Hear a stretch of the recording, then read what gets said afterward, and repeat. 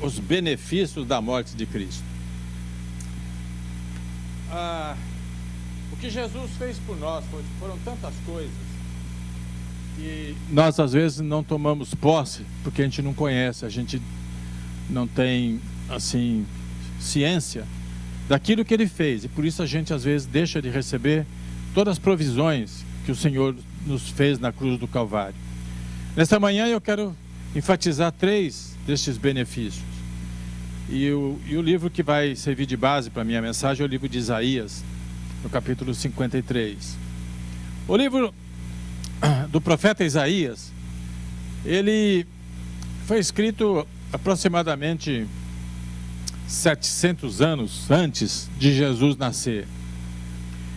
E o profeta teve provavelmente uma visão. Deus mostrou para ele, ele enxergou, e o que ele viu, ele escreveu. Por isso, a exatidão do capítulo 53 sobre a morte de Jesus deixam as pessoas espantadas de ver com que certeza ele escreveu nos detalhes o tipo da morte que Jesus teve. Quem leu o capítulo 53 de Isaías, e agora que já passou, que Jesus já morreu e tudo, pode ver que Isaías, 700 anos antes, enxergou aquilo que ia acontecer com Jesus Cristo, nosso Senhor. Então vamos ler o que é que ele escreveu aqui, no versículo 4.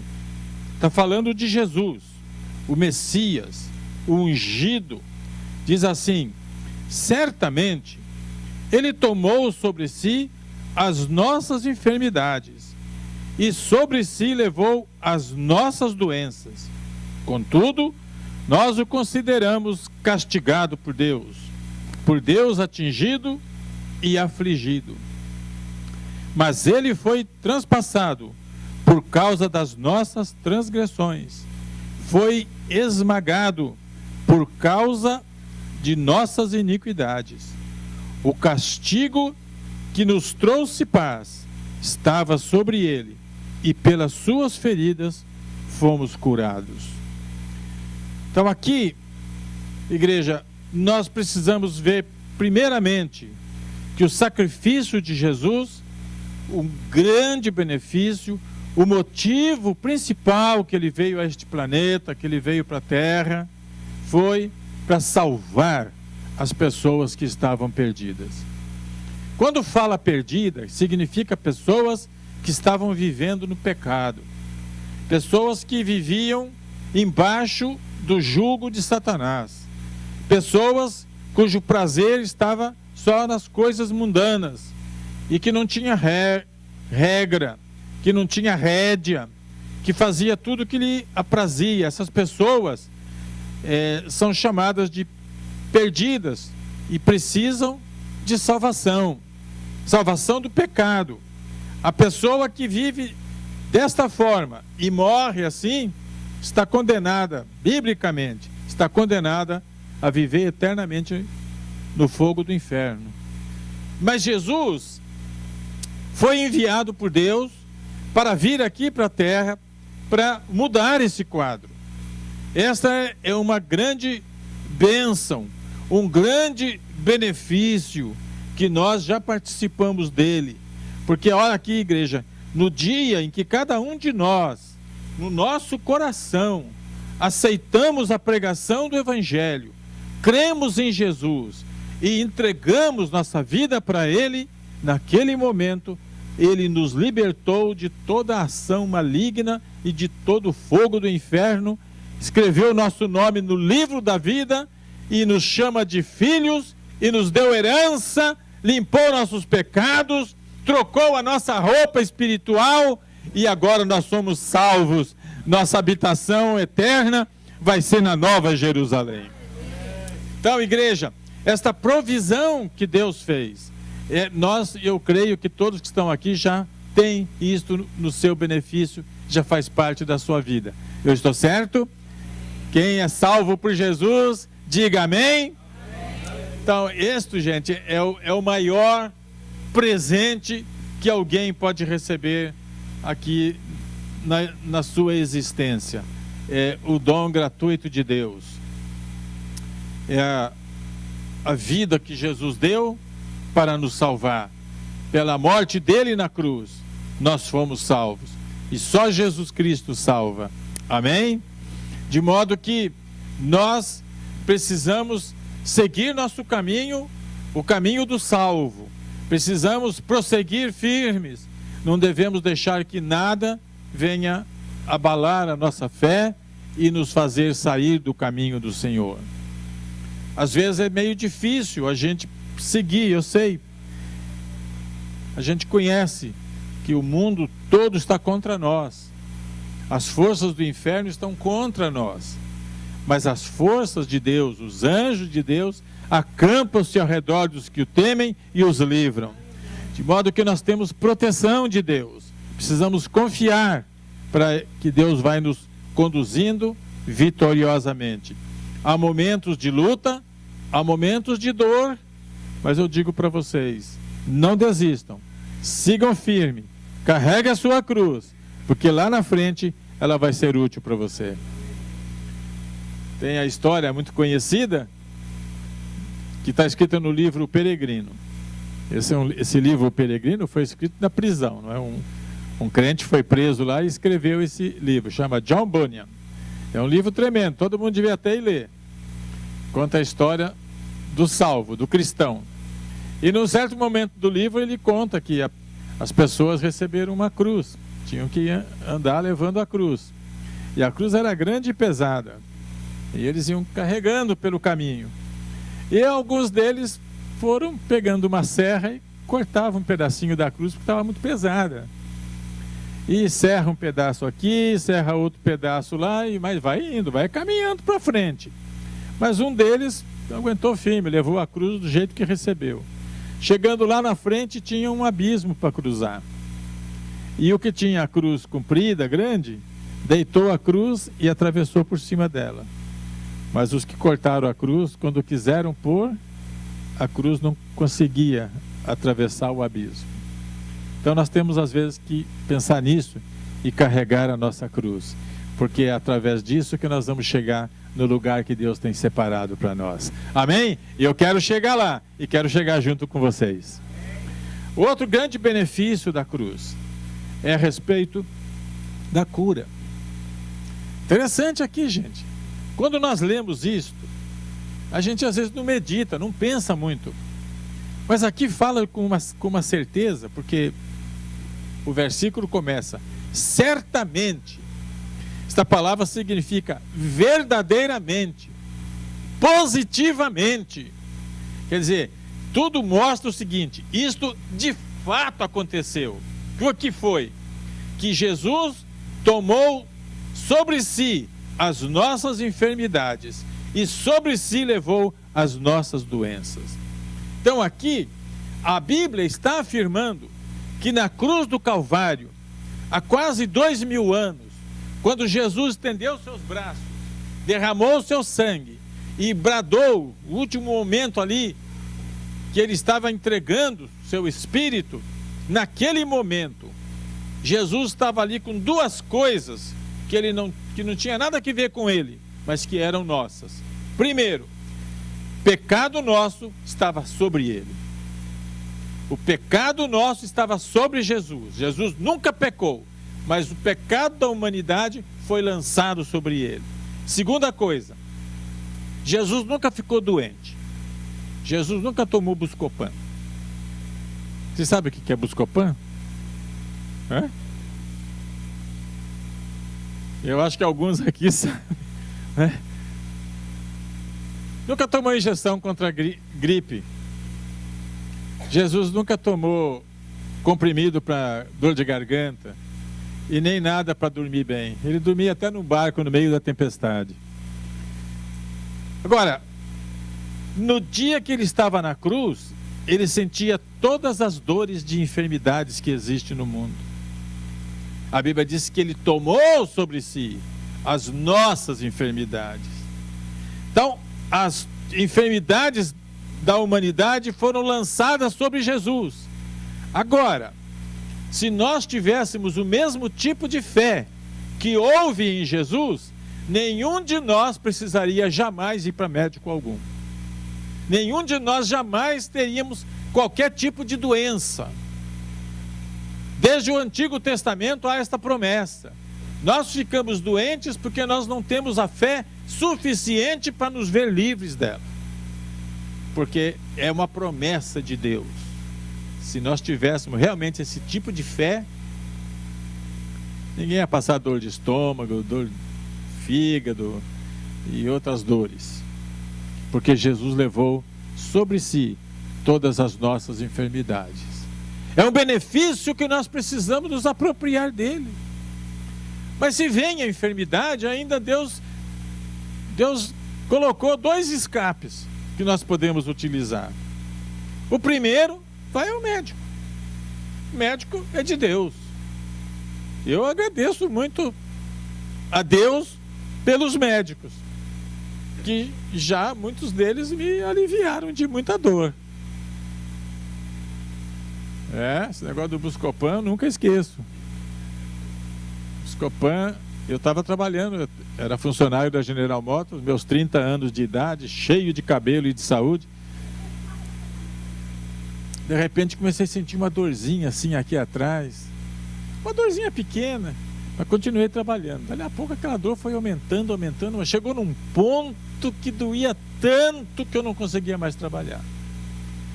E lá tem um ambulatório médico dentro da empresa. Aí me levaram lá para o ambulatório, cheguei lá, estava lá o médico que a gente conhecia, era mesmo departamento. O que você veio fazer aqui, Caio? Eu falei, eu não sei o que eu vim fazer, mas que eu estou com dor aqui, eu estou. Ele olhou, falou, pedra nos rins, cálculo renal. E isso dói, gente. Dói muito. E lá estava eu. E aí o que ele fez? Pegou uma injeção, colocou lá esse produto mágico chamado Buscopan, aplicou aqui no meu braço e em 10 minutos passou a dor. Eu preciso agradecer esse médico, não é verdade? E o Buscopan também. Então, às vezes, quando alguém vem pedir oração para mim, eu falo, olha aqui, a tua situação se resolve de 2 maneiras. Oração e mais Buscopan, você fica bom. Porque às vezes a gente não consegue colocar toda a fé na oração e naquilo que Deus quer fazer com a gente. Então a gente precisa de ajuda. E não é pecado ter a ajuda do médico. Já sentiu dor de dente?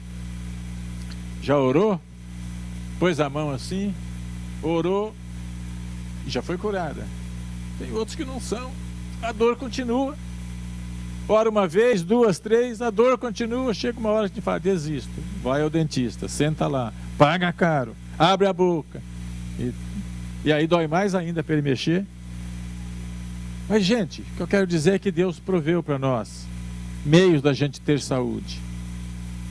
Além disso, da gente orar, confiar em Deus, além também de nós termos o auxílio médico, a Bíblia também nos dá meios de prevenir, através de exercícios, de alimentação correta, de dormir bem, de não fazer extravagâncias, de não ficar aí, sabe, tem brasileiros por aí que trabalham 18 horas por dia para fazer dinheiro para comprar terra no Brasil.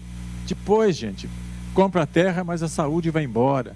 Nós precisamos ser moderados, nós precisamos ter confiança em Deus, que Ele provê, que Ele abençoa, que Ele nos fornece aquilo que nós precisamos. Nós precisamos também fazer a nossa parte. E isto Deus vai nos ajudar, vai abençoar. Estou falando para vocês coisas básicas, simples, que vocês sabem, que vocês conhecem, mas às vezes por necessidade vão nos excessos. E aí começa a dirigir muito, dorme no volante, perde o controle, morre. Perto da minha casa, uma moça chamada Eliana, mesmo nome da minha filha. Assim que eu cheguei aqui nos Estados Unidos, um ano e meio depois, dirigindo, 6 da manhã, errou a entrada. Entrou num lugar que não era entrada, era uma pedra que tinha lá. O que ela fez ali? Estava sonolenta. Todo mundo pensou que era a minha Eliana que tinha morrido, mas era a outra. Agora, por quê? Nós não precisamos correr esse risco. Deus promete vida longa para nós, mas nós precisamos fazer a nossa parte. nós precisamos nos cuidar melhor do nosso corpo, para ter saúde, para viver bem. Porque viver muitos anos doente não é viver, é sofrer. Mas viver que nem minha mãe, 95 anos, inteirona, recentemente ela caiu, houve uma fratura aqui na bacia, ela mal podia andar. Gente, não é que a bichinha está de novo em forma, está andando para tudo quanto é lado, fazendo comida, não tem mais, mas ali Deus está fazendo milagre na vida da minha mãe. E se faz na vida dela, pode fazer na nossa também. É provisão de Deus, de um jeito ou de outro. É Deus provendo para nós termos saúde. Amém? A terceira coisa, o terceiro benefício que eu quero falar nesta manhã, é a respeito daquilo que Deus faz também na nossa alma. Porque Deus trata conosco não como parte do nosso ser. Nós somos espírito, alma e corpo. Nosso corpo é esse aqui que todo mundo vê. Mas o nosso corpo não é o verdadeiro eu. O verdadeiro ser humano é interior. Está invisível. Então, quando a gente se entrega para Jesus, a gente ouve muitos falar: eu vou entregar minha alma para Jesus. Se você entrega só a alma, você não entregou o espírito nem o corpo. Então, o que nós precisamos entender, eu compreendo que quando alguém fala eu quero dar minha alma para Jesus, está querendo significar o todo, não é? Mas nós precisamos realmente nos submeter a Deus inteiramente, espírito, alma e corpo. Em Tessalonicenses, Paulo fala que na volta de Cristo ele espera encontrar que nós estejamos íntegros e santos e santificados no espírito, na alma e no corpo. A nossa relação com Deus é integral, não é parcial, não é só alma, não é só corpo, é tudo. Nós precisamos estar ajustados com Deus.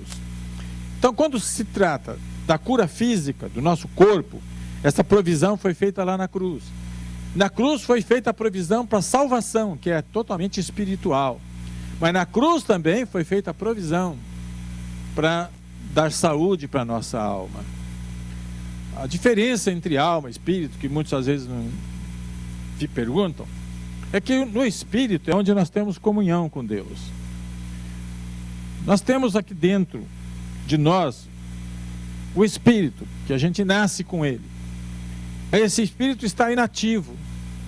Ele só se torna ativo e vivo quando a gente se entrega para Jesus e o Espírito Santo entra nele. Então, o compartimento do ser humano onde o Espírito Santo habita é o nosso espírito. É a sala de estar do Espírito Santo, é o nosso espírito.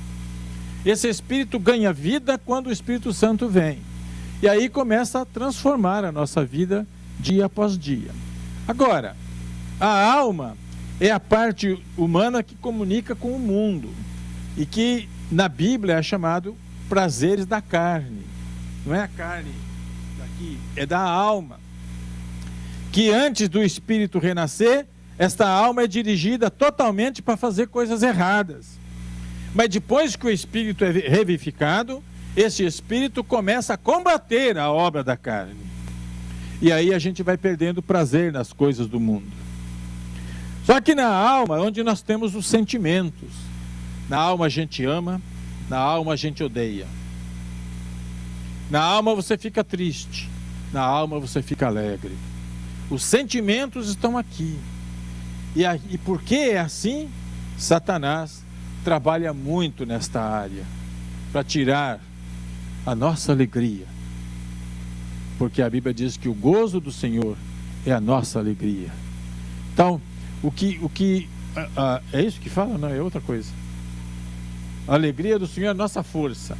Então, o que acontece? O Satanás vem tirar a nossa alegria para a gente ficar triste e, consequentemente, perde a força espiritual. Entramos na fraqueza. E aí então fica presa mais fácil para o diabo atacar. Mas nesta manhã, o Espírito Santo me enviou para pregar essa mensagem, para trazer cura física e da alma para as pessoas que estão aqui. Porque a dor física, médico cura. A dor da alma, o psicólogo tenta tratar. Mas nós sabemos que o âmago da coisa é só o Espírito de Deus que pode fazer. Gente, não há dor maior. Eu acho que a dor da pedra nos rins, a dor do parto, é física. E ela, com o Buscopan, passa, e quando nasce o neném também. Mas a dor da alma, ela machuca. E se ela não for tratada, ela acompanha a pessoa pelo resto da vida. A pessoa com a alma ferida, ela vai ficando amargurada, vira porco espinho, ninguém quer ficar perto dela.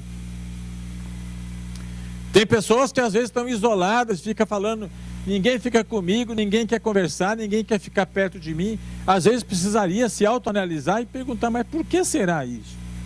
Às vezes é a pessoa mesmo que está expelindo os outros.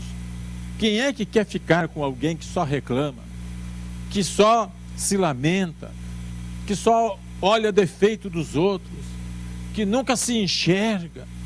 Então são pessoas amarguradas, entristecidas. O que é que causa isso?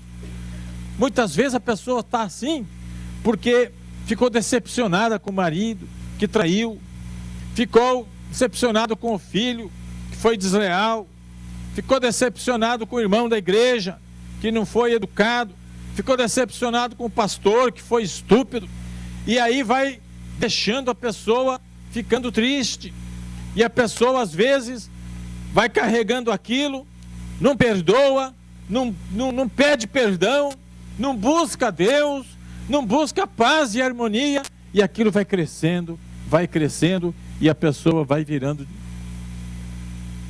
uma pessoa difícil de conviver. A gente conhece algumas pessoas assim. Devemos ter piedade delas, orar por elas e esperar que Deus entre ali e possa agir naqueles corações. Mas para nós que estamos aqui neste templo esta manhã, nós não precisamos ficar assim. Nós não precisamos deixar crescer a semente da amargura. Eu já falei sobre isso algumas vezes aqui na igreja.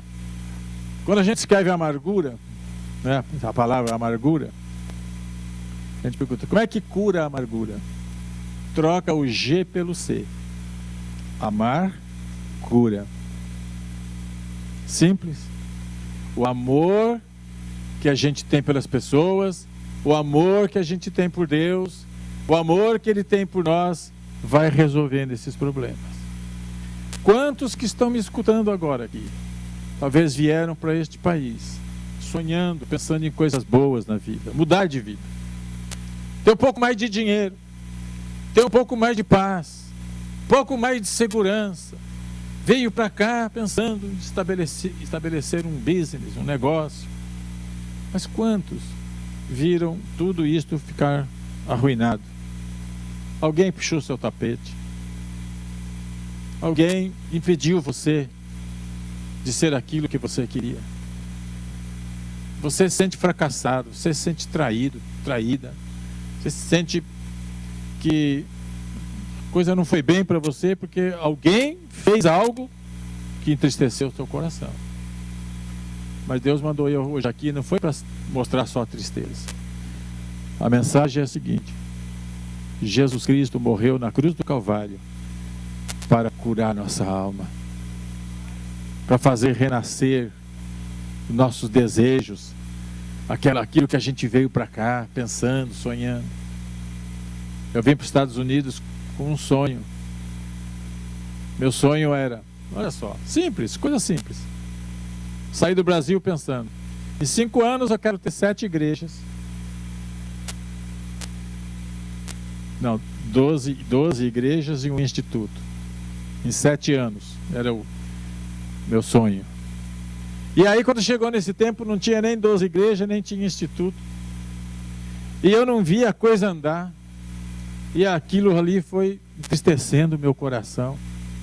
porque meu sonho foi ruindo, foi se dissipando.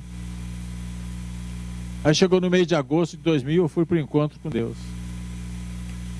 Em agosto de 2000, no encontro com Deus, Deus tocou em mim e meus sonhos renasceram. Meus sonhos renasceram. 7 anos depois, nós tínhamos quase 30 igrejas aqui nos Estados Unidos. E o instituto estava a todo vapor. Porque Deus fez isso. O que é que você está precisando de Deus nesta manhã? Como é que você gostaria de sair daqui deste templo nesta manhã? Com o seu coração rejuvenescido, com os teus sonhos restaurados. Deus quer fazer isso. E eu sei que Ele vai fazer. Hoje é manhã para cura física e cura da alma. Hoje é manhã que o Espírito Santo está olhando em cada coração e querendo tocar ali, mexer e fazer o que ninguém faz. Deixa eu concluir a minha mensagem contando uma história aqui. Lá dos anos 90, em São Paulo, surgiu um movimento grande chamado de Nova Unção. E essa Nova Unção, quando levantou lá em São Paulo, ela aconteceu de uma maneira que veio lá do sul do país, mas chegou em São Paulo. E em São Paulo, eu estava com um grupo de outros pastores liderando este movimento. Este movimento incluía uma coisa nova para nós lá. Em outros lugares já era mais antiga, mas para nós era nova. É que quando a gente orava pelas pessoas, as pessoas caíam. E aquilo foi novidade para mim. A primeira vez que eu vi isso foi na cidade do Fernando, da Márcia, lá em Anápolis.